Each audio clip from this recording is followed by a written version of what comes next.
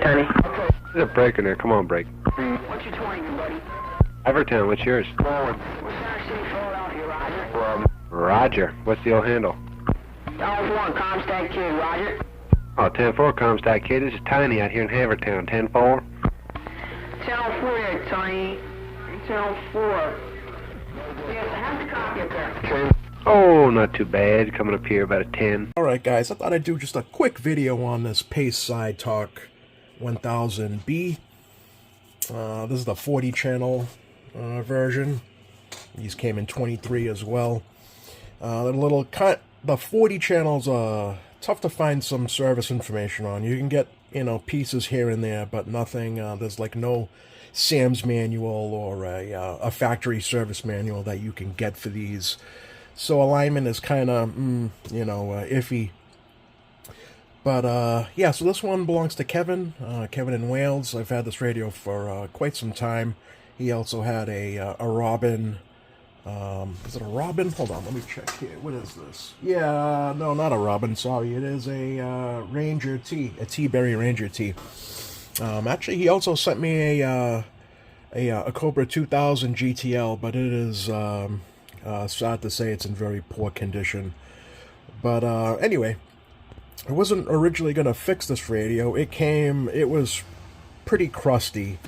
And actually you can see this this bracket here, so if you want to use this in like a mobile setup or mount this underneath like some sort of cabinet or something like that, this bracket fits it. But you can see that pretty much the whole radio, wherever it was metal, kind of looks like that. It looks like somebody stored it in the bottom of like a corner of a wet basement, a damp basement. But got it cleaned up. It's actually looking pretty good. Got it aligned the best I could. This is one of the rare occasions where I had suggested to not recap it, believe it or not. Yeah. Excuse me if you excuse the noise, because I do have a window open here and it is extremely hot. But anyway, yeah, this is one of the few cases where, depending on the board, I just felt comfortable that, if the radio was working, just leave it alone. So this is one of the cases. Unfortunately, the clock doesn't work. The motor is broken on it. But originally, I wasn't going to fix this. It wouldn't even turn on, like nothing. So I ended up, figuring out that we had a dirty switch here, and also the switch for this clock here was not working right. So after kind of tinkering with things, the radio started to come back slowly. So yeah, and here we have it. So look at the back here. This whole radio was, you can see how corroded it is. So well, it is what it is, but I wanted to give him a working radio, because he is all the way in Wales. So, yeah, even the mic was completely crusty. So I gave everything a nice cleaning, and gave it the best alignment I could, and it's actually working pretty well. So, leave it alone, use it, and, yeah, call it a day. But I figured I don't have one of these in my collection, and I don't know when the next time I'll actually see one for repair. So I figured I'd just do a video on it, and we can kind of just go through the channels. It has been really busy these past couple of days with skip, on sideband and on AM as well. So I figured I'd just put the radio on the antenna and try to get some skip going. You guys can actually hear this radio. So yeah, why don't we do that? Stand by. These knobs are all green, and I took some of the polish to them, got them as best as I could. So for those who wonder what I use this stuff. Use this on my bike, on my Harley, and I use this. A lot of the truckers use this for their tanks and whatnot, and it's just a good all-around polish. So that's what I use. I've showed that before on previous videos, but it's good for the knobs. But like anything like aluminum or that has the silk screening, like definitely don't use it on that. because that will take off like the labeling, the black silk screen. So, but like anything chrome, like the knobs and like even this grill here, even some of the, like wherever there's like chrome, you could basically use it on. Pretty safe. But what a difference the radio from what it was to now.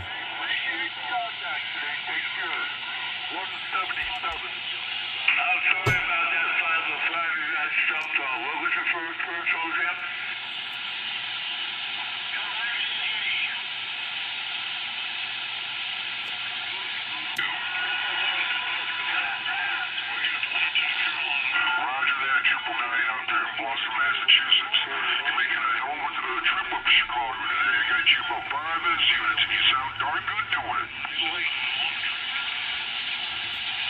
82 over at Eastern.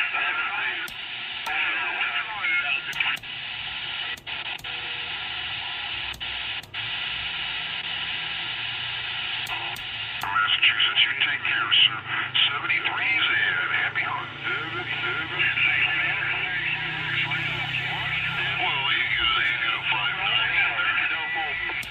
Let's go to AM. AM's been pretty busy too.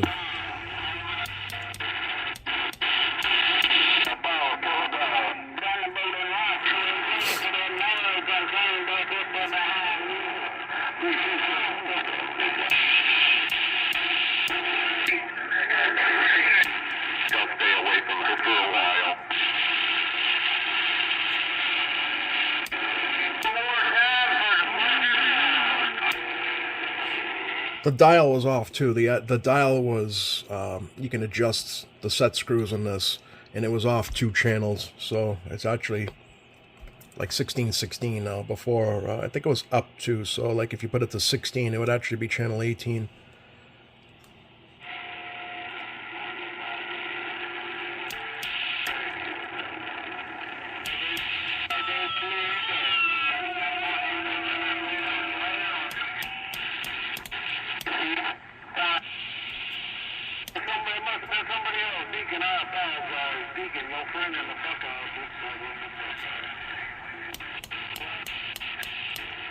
Go back to lower sideband.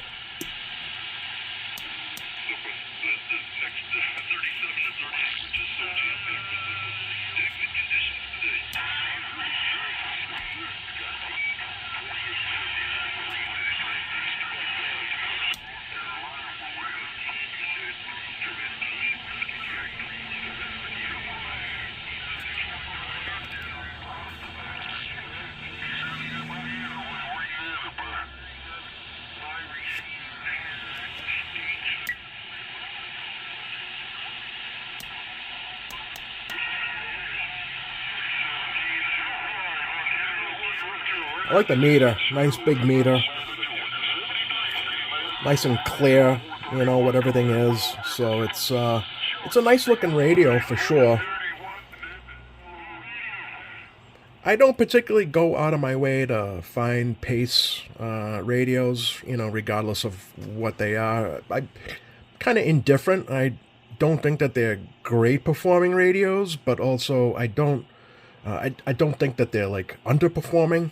You know, like the CB166, a little overrated. I don't think it would be anything if it wasn't for the, you know, for being in the Bandit, you know, in the movie Smokey and the Bandit. But, you know, in fact, they're not. The CB166 is probably a really crappy radio. But this one here is a good radio. They're okay. But like I said, I don't go out of my way to buy one.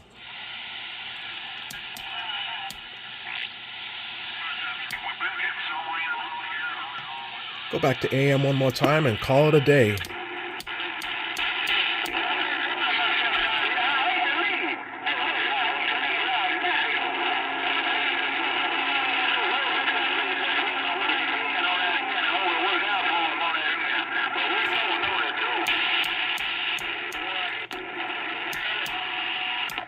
Be my guest. Treetop 1279, Central Michigan, sub 5792. Sounding good in Georgia, man. 88 Georgia, and I'll get out of y'all's way.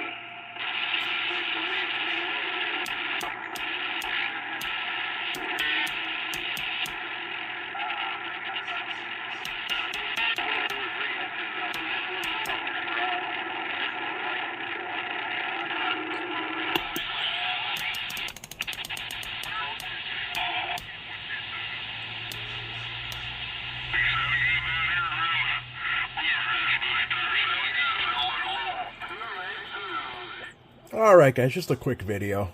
Alright Kevin, here's your pace side talk. Ready to be sent back to Wales for you.